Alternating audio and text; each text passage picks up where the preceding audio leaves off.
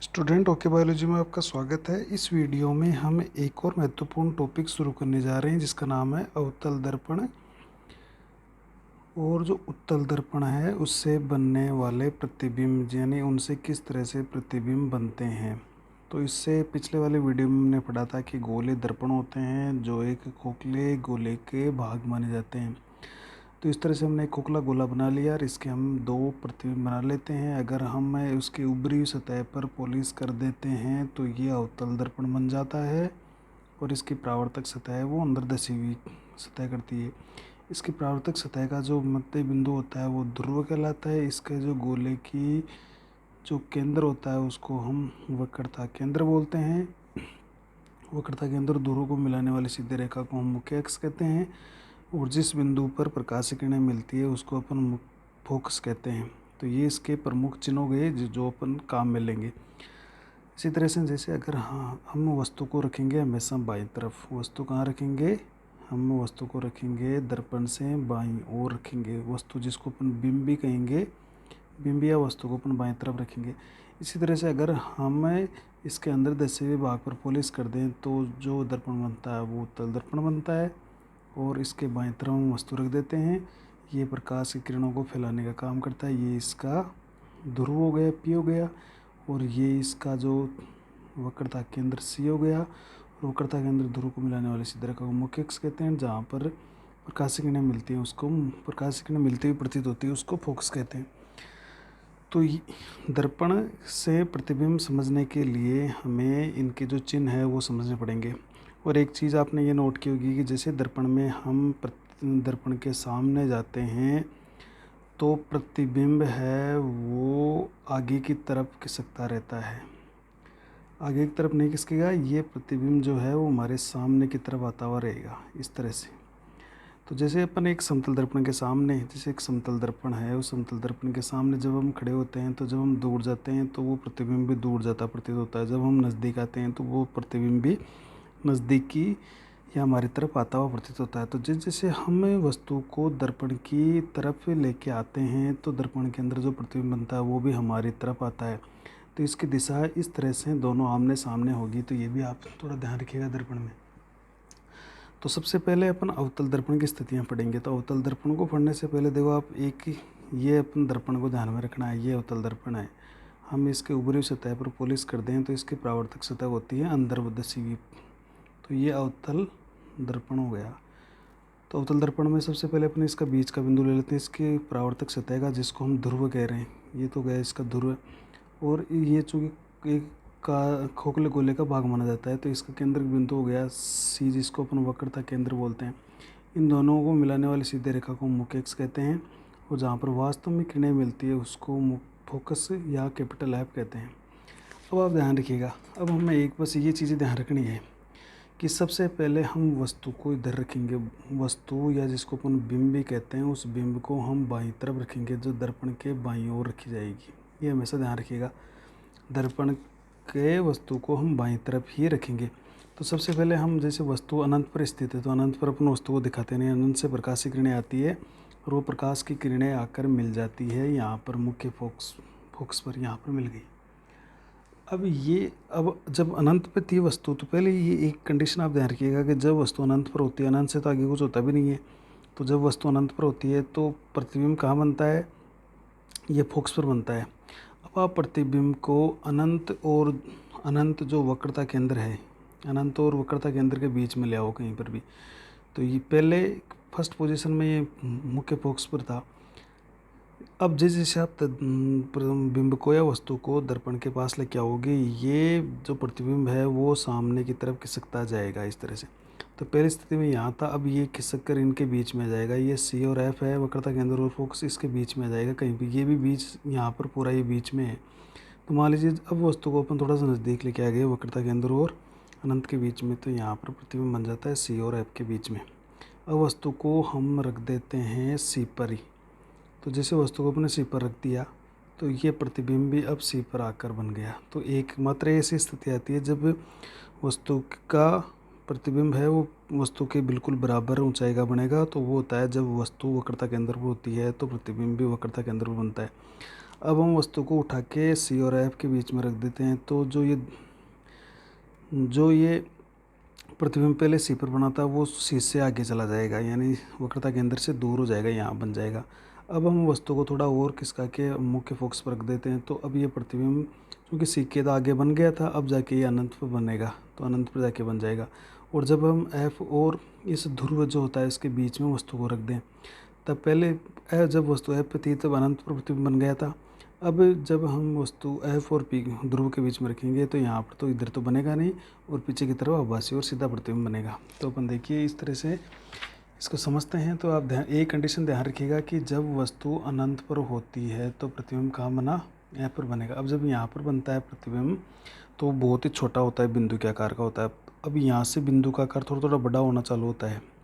अब जब वस्तु एस सी पर होती है तो प्रतिबिंब बिल्कुल वस्तु के आकार का बनता है, समान। अब सी से आगे जाएगा प्रतिबिंब तो वस्तु से बड़ा बनता जाएगा। एफ से शुरू हुआ, सी तक बराबर हो गया, एफ से बिंदु के आकार का, फिर थोड़ा बड़ा, फिर बड़ा होता है, फिर सी में बराबर हो जाता है, फिर वस्तु से बड़ा बनने लगता है धीरे धीरे इस तरह से। तो ये स्थितियाँ अपन देख लेते हैं इसको कि ये स्थिति है अपने पास। और यहाँ पर प्रश्न बस इन स्थितियों से पूछा जा सकता है कि जब वस्तु अनंत पर होती है तो प्रतिबिंब मुख्य फोकस पर बनता है, वास्तविक एवं उल्टा बनता है, और ये अत्यधिक छोटा और बिंदु के आकार का बनता है। तो ये पहली कंडीशन आप ध्यान रखिएगा कि जब वस्तु अनंत पर होती है तो प्रतिबिंब हमेशा फोकस पर यानी कैपिटल एफ पर बनता है। कहाँ बनेगा, कैपिटल एफ पर बनेगा। तो इस स्थिति में क्या होता है कि जैसे हमेशा प्रतिबिंब इस स्थिति में वास्तविक बनेगा और उल्टा बनेगा, जो वास्तविक होता है उल्टा बनते हैं, और बहुत ही छोटा बनेगा बिंदु के आकार का। तो अगर अपन अभी प्रश्न ये आता है कि निम्न स्थितियों में प्रतिबिंब की स्थिति, प्रतिबिंब का स्वरूप, प्रतिबिंब का आकार और किरण रेखा चित्र बनाइए। तो एक तो ये ध्यान में रखने हैं आपको ये सारे पॉइंट, बिंब की स्थिति कहाँ है, फिर प्रतिबिंब की स्थिति कहाँ है, प्रतिबिंब का स्वरूप कैसा है और प्रतिबिंब का आकार कैसा है, और फिर आता है एक चित्र। तो चित्र अगर पहली कंडीशन का अपन चित्र बनाएंगे तो देखिए ये हमारे पास से उत्तल दर्पण है। अब यहाँ ये इसका मुख्य अक्ष, ये है इसका एफ, और ये हो गया इसका सी। अब अनंत से जब वस्तु होती है तो अनंत से प्रकाश की किरणें आएगी, और प्रकाश की किरणें परावर्तन के पश्चात मुख्य फोकस पर मिलेगी। इस तरह से ये प्रकाश की किरण आ रही है, दूसरी प्रकाश किरण इधर से आ रही है, और इस तरह से ये प्रकाश की किरण है वो यहाँ पर मिल गई, ये प्रकाश की किरण यहाँ पर मिल जाती है। तो ये चित्र हो गया पहली कंडीशन का। दूसरी कंडीशन देखो कि ये थोड़ा सा अपन नज़दीक ले आते हैं वस्तु को, यानी अनंत पर तो थी, अब अनंत और वक्रता केंद्र के मध्य ले आते हैं। तो जो वक्रता केंद्र के मध्य होती है तो जो प्रतिबिंब पहले एफ पर बना था वो थोड़ा सा वक्रता केंद्र की तरफ चला जाएगा, अर्थात एफ और वक्रता केंद्र के बीच में चला जाएगा। तो इस स्थिति में क्या होगा कि जैसे हम ये उत्तल दर्पण है और ये इसका मुख्य अक्ष है, अब अपन वस्तु, ये इसका एफ है, ये इसका सी है, और अब अपन वस्तु को यहाँ रख देते हैं, कहाँ पर, अनंत पर वस्तु को दिखाएंगे नहीं। अब रख देते हैं अपन अनंत और इस सी के बीच में, यानी वक्रता केंद्र और अनंत के बीच में रख दिया वस्तु को। तो पहली स्थिति में कहाँ बना था, प्रतिबिंब एफ पर बना था। अब ये प्रतिबिंब है वो थोड़ा एफ से आगे चला जाएगा, यानी सी और एफ के बीच में चला जाएगा। तो ये लिखा है अपने एफ और सी के बीच में चला जाएगा। तो थोड़ा थोड़ा बस एक एक स्टेज इसको खिसकाते जाओ, रटने की ज़रूरत ही नहीं है, बिल्कुल आप समझ कर इसको याद कर सकते हो कि पहले कंडीशन याद में रखो कि जब वस्तु अनंत पर होती है तो प्रतिबिंब ऐप पर बना। अब ऐप से थोड़ा थोड़ा एक एक स्टेज आगे खिसकाते जाओ और वस्तु को दर्पण के पास लाते जाओ। तो अब क्या होने वाला है, अब जो प्रतिबिंब बनेगा वो सी और ऐप के बीच में बनेगा। और वो कैसे बनाना आपको कि यहाँ पहले बना देना है कि छोटा सा एक प्रतिबिंब, देखो ये यहाँ पर बन जाएगा, वस्तु से छोटा बनेगा और उल्टा बनेगा, वास्तविक बनेगा। तो एक आप क्या करोगे, एक किरण तो ले इस तरह से और उसको ऐप से गुजारते हुए इसके मुख पे मिला दोगे, और दूसरी जो किरण आएगी वो आपकी, जो ये दूसरी इसके अंदर किरण आएगी वो क्या होगी कि इसी तरह से वो आ जाएगी, जैसे दूसरी आएगी वो यहीं से मिलकर इसी पर मिल जाएगी इस तरह से। तो ये प्रतिबिंब जो बन गया, ये बन गया दूसरी कंडीशन का, यानी जब वस्तु सी से परे हो तो सी और एफ के बीच में प्रतिबिंब बन गया है, वास्तविक बना, उल्टा बना और प्रतिबिंब छोटा बनता है, यानी वस्तु से भी छोटा बनेगा। तीसरी कंडीशन जो बहुत ही महत्वपूर्ण है कि अब वस्तु को अपन वक्रता केंद्र पर रख देते हैं। तो वक्रता केंद्र पर रख देंगे तो प्रतिबिंब भी कहाँ बन जाएगा, वक्रता केंद्र पर बन जाएगा। ये भी वास्तविक उल्टा बनेगा, लेकिन इसकी विशेषता होगी ये बिंब के बराबर बनेगा। ये कंडीशन इम्पोर्टेंट है।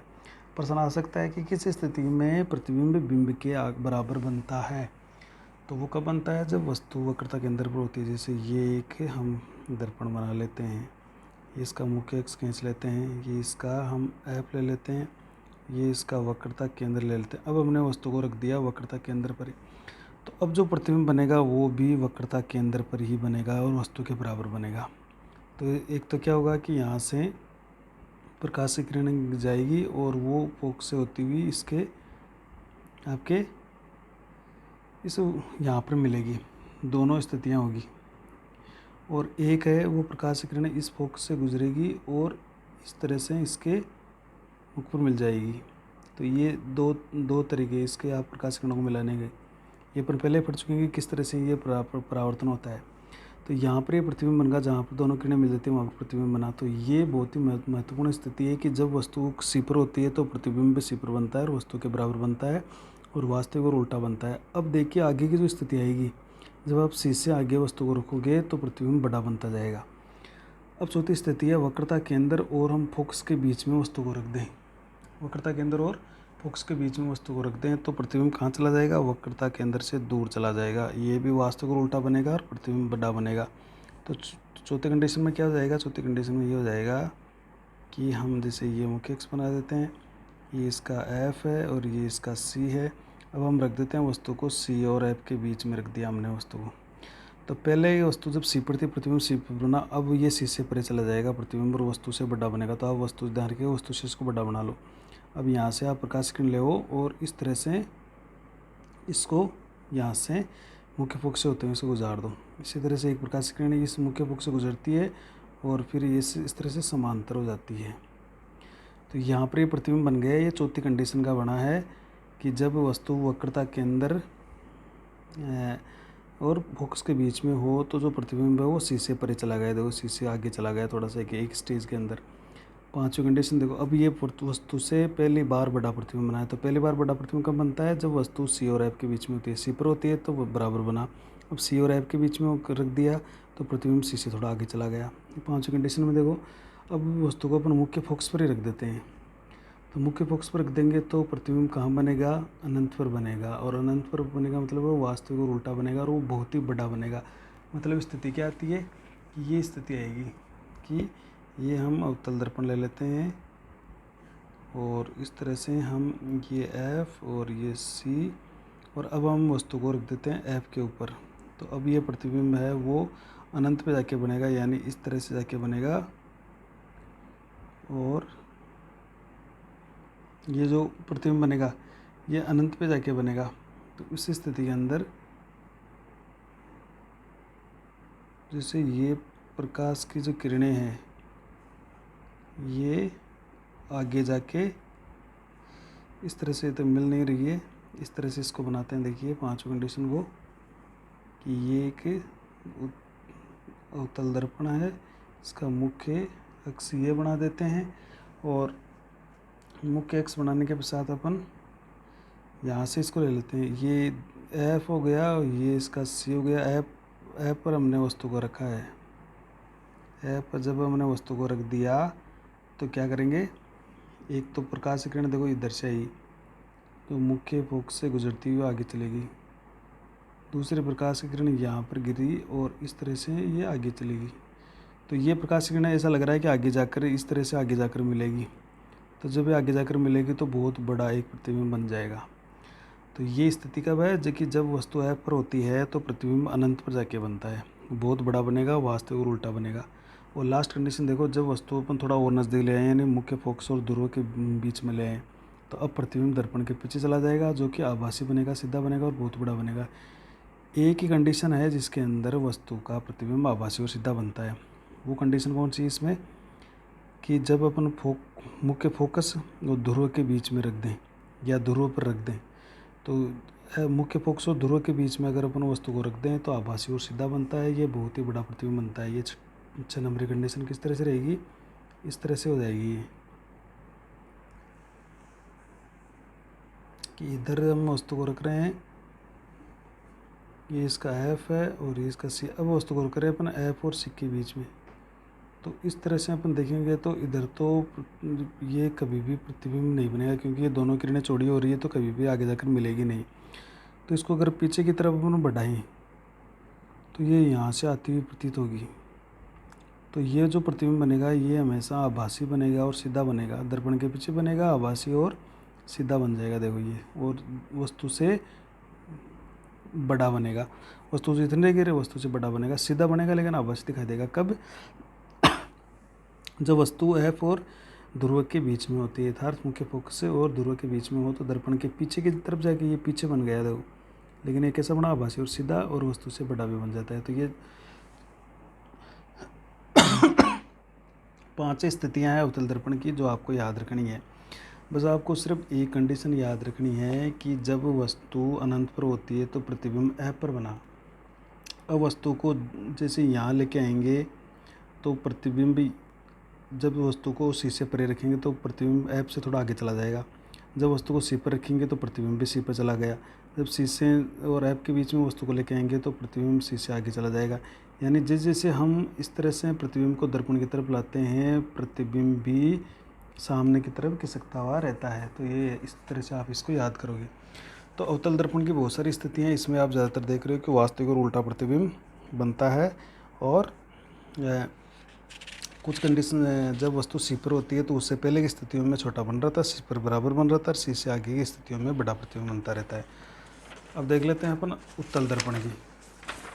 तो उत्तल दर्पण की देखो दो ही कंडीशन है। उत्तल दर्पण की देख लेते हैं। ये उत्तल दर्पण हमने बना दिया है, हमने इधर इसके अंदर की तरफ पॉलिश कर दिया। तो हमने ये कौन सा दर्पण बना दिया? ये उत्तल दर्पण हमने बना दिया। ये इसका ध्रुव हो गया और ये इसका जो वक्रता केंद्र हो गया, ये इसका एफ हो गया। तो ये इसका मुख्य एक्स हो गया। तो ये तो लिख देते हैं अपन एफ। ये इसका वक्रता केंद्र, इस गोले का बीच का बिंदु क्या कहलाएगा? वक्रता केंद्र। अब वस्तु को अपन रख देते हैं, ये देखो कहीं पर भी रख दो। जब वस्तु अनंत पर होती है तो ध्यान रखिएगा हमेशा प्रतिबिंब कहाँ बना? हमेशा प्रतिबिंब, जब वस्तु अनंत पर होती है तो प्रतिबिंब हमेशा एफ पर बनता है। और जब आप वस्तु को इससे कहीं पर भी लेके आ जाओगे या कहीं पर भी रख दोगे तो जब प्रतिबिंब को हम वस्तु को इस तरह से खिसकाएं तो प्रतिबिंब इधर की तरफ इसके सामने खिसकता है। तो पहली कंडीशन में प्रतिबिंब बना अनंत पर, वस्तु तब एफ पर। अब ये प्रतिबिंब खिसक कर इधर ही आएगा। तो केवल इसकी दो ही कंडीशन होनी चाहिए, पहले तो अनंत पर तो फोकस पर, और अब अनंत और जो ध्रुव होता है ध्रुव के बीच में, ये क्या कहलाएगा? ध्रुव। तो ध्रुव और अनंत फोकस के बीच में, यानी दो कंडीशन होगी। तो पहली कंडीशन, जैसे वस्तु अनंत पर हो, तो अनंत पर होती है तो प्रकाश की किरणें इस तरह से आती है और वो फैल जाती है। यही होता है क्योंकि ये प्रकाश की किरणों को फैलाता है। अब इनको पीछे की तरफ अपन बढ़ाएं तो ये अपने ध्रुव से आती हुई प्रतीत होती है। तो पहले कंडीशन में तो ध्रुव से बन गया। दूसरी कंडीशन में क्या होगा? दूसरी कंडीशन में ये होगा कि आप इसके अलावा कहीं पर भी रख दो, प्रतिबिंब है वो एफ से इधर ही बनेगा। तो ये जो प्रतिबिंब बनेगा, ये चूँकि ये किरणें वास्तव में नहीं मिल रही है, ये वास्तव में नहीं मिलती है, तो यहाँ पर कौन सा प्रतिबिंब बनेगा? आभासी व सीधा बनेगा। इंपॉर्टेंट बात है, सीधा बनेगा लेकिन आभासी बनेगा, पर्दे पर नहीं उतार पाएंगे। और दूसरी कंडीशन ये होगी कि आप अनंत के अलावा किसी भी स्थिति में वस्तु को रख दो, प्रतिबिंब एफ और पी के बीच में बनेगा। पहली स्थिति में एफ पर बना, अब ये खिसक कर कहाँ जाएगा? ज़्यादा से ज़्यादा एफ और इस ध्रुव के बीच में एक ही कंडीशन होने वाली है। तो पूरी तरह से दो ही कंडीशन होती है इसमें कि जब वस्तु अनंत पर होती है तो प्रतिबिंब दर्पण के पीछे फोकस एफ पर बनता है। देखो ये दर्पण के पीछे बना, जब वस्तु अनंत पर थी तो दर्पण के पीछे ये मुख्य फोकस पर प्रतिबिंब बना। ये प्रतिबिंब आभासी व सीधा बनता है और प्रतिबिंब अत्यधिक छोटा और बिंदुवत होता है। ये बिल्कुल छोटा सा बनेगा और बिंदु के आकार का बनेगा। अब दूसरी कंडीशन ये है कि अनंत और ध्रुव के बीच में कहीं पर भी किसी भी दूरी पर रख दो, चाहे वस्तु अनंत पर सी चाहे आप इसको सी पर रख दो, चाहे फोकस कहीं पर भी रख दो, कोई सी भी स्थिति पर अपने वस्तु को रखें अनंत के अलावा, तो केवल दर्पण के पीछे ध्रुव और फोकस के बीच में प्रतिबिंब बनता है। यानी प्रतिबिंब पहले यहाँ पर बना था एफ पे, अब खिसक कर किधर जाएगा? ध्रुव और एफ के बीच में जाएगा। तो दो ही कंडीशन होने वाली है, तो दर्पण के पीछे ध्रुव और फोकस के बीच में बनेगा। ये भी प्रतिबिंब है वो आभासी व सीधा बनेगा। और ये प्रतिबिंब छोटे आकार का बनता है, छोटे आकार का बनेगा लेकिन बिंदु के आकार का नहीं बनेगा, थोड़ा सा वस्तु से छोटे आकार का बनेगा। तो ये इम्पोर्टेंट है कि ये देखो, एक तो सीधा प्रतिबिंब बनाता है, तो ड्राइवर का जो बस का चालक या गाड़ी का चालक होता है उसके साइड में जो दर्पण लगा होता है वो हमेशा उत्तल दर्पण ही होता है, क्योंकि उससे सीधा प्रतिबिंब दिखता है और छोटा दिखेगा। तो पीछे का पूरा दृश्य एक छोटे से आकार में दिखाई देता है ड्राइवर को, तो वो गाड़ी को सही तरीके से चला पाता है। तो ये बहुत ही महत्वपूर्ण एक दर्पण है। और अगर हमें कोई सीधा प्रतिबिंब देखना और छोटा आकार देखना हो तो चाहे हमारी वो मोटरसाइकिल हो, चाहे गाड़ी हो, चाहे बस हो, उसके साइड में जो दर्पण लगे होते हैं वो दर्पण उत्तल दर्पण ही होते हैं। और बड़ा प्रतिबिंब देखना है तो हमें अवतल दर्पण का प्रयोग करना पड़ेगा। तो ये इसमें सिर्फ दो ही कंडीशन है कि जब वस्तु अनंत पर हो तब तो फोकस पर बनेगा, इसके अलावा किसी भी स्थिति पर हो तब फोकस और ध्रुव के बीच में बन जाएगा और आभासी और सीधा बनेगा। अब पढ़ लेते हैं हम इसके उपयोग के बारे में। देखिए, महत्वपूर्ण उपयोग पढ़ते हैं। अवतल दर्पण के प्रमुख उपयोग। अवतल दर्पण के प्रमुख उपयोग में देखो, पहला सेविंग दर्पण के रूप में। सेविंग मतलब दाढ़ी बनाने वाले दर्पण के रूप में करते हैं। तो इसे चेहरे को बड़ा बनाकर हम देख सकते हैं, क्योंकि अवतल दर्पण क्या करता है, वास्तविक प्रतिबिंब बनाता है ज़्यादातर, और जो बड़े बनाता है। वास्तविक उल्टा बने, लेकिन ये क्या करता है, बड़ा प्रतिबिंब बनाता है, बड़ा प्रतिबिंब। तो सेविंग दर्पण के रूप में चेहरे को बड़ा करके देखने पर अवतल दर्पण का उपयोग करते हैं। दूसरा, मोटर गाड़ियों में जो हेडलाइट होती है उस हेडलाइट में इसका उपयोग किया जाता है। इससे क्या होता है कि अवतल दर्पण नुमा हेडलाइट में एक शक्तिशाली बल्ब को फोकस पर रखा जाता है, जिससे प्रकाश किरणों के परावर्तन के बाद एक किरणपुंज प्राप्त होता है। जैसे गाड़ी की हेडलाइट है ये इस तरह से, ये अवतल दर्पण है। यहाँ पर वो बल्ब लगा हुआ है, उसको फोकस पर रखेंगे तो इससे जो प्रकाश किरणें निकलेगी वो प्रकाश किरणें सारी परावर्तित होने के पश्चात वो एक जगह मिलेगी और फिर वो किरण है वो बीम के रूप में आगे तक जाएगी इस तरह से। तो ड्राइवर को लंबी दूरी तक अंधेरे के अंदर आराम से दिख पाएगा। तो गाड़ी की जो हेडलाइट होती है उन हेडलाइट में भी कौन से दर्पण का उपयोग करते हैं, अवतल दर्पण का उपयोग करते हैं। टॉर्च में आपने देखा होगा, टॉर्च आगे से इस तरह से आती है, ये अपनी टॉर्च आती है जैसे इस तरह से। तो इस टॉर्च के अंदर यहाँ बल्ब लगा होता है, तो इससे भी क्या होता है, प्रकाश की किरण परावर्तन के पश्चात एक बीम के रूप में आगे जाती है, ये फोकस के रूप में जाएगी। और सर्च लाइट, जो ढूंढने वाली लाइट होती है, अंधेरे में कुछ ढूंढना है तो वो सर्च लाइट होती है, उसमें भी अवतल दर्पण का उपयोग किया जाता है। दंत विशेषज्ञ यानी जो दांत के डॉक्टर होते हैं उनके पास इस तरह से दर्पण होते हैं और वो अवतल दर्पण होते हैं। तो अवतल दर्पणों का उपयोग करते हैं ताकि दांत का बड़ा प्रतिबिंब देखा जा सके।